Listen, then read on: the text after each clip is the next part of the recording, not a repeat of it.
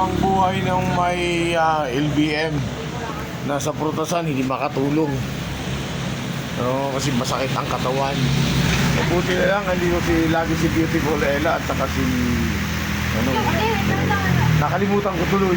Lorilyn lang po. Lorilyn at saka si ate, oh.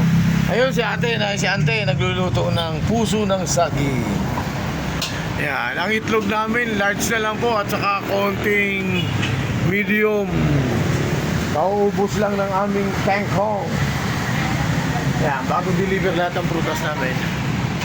Hindi ako makakilos, pagpunta ako ng dinner ngayon, kinukondisyon ko muna yung aking tiyan.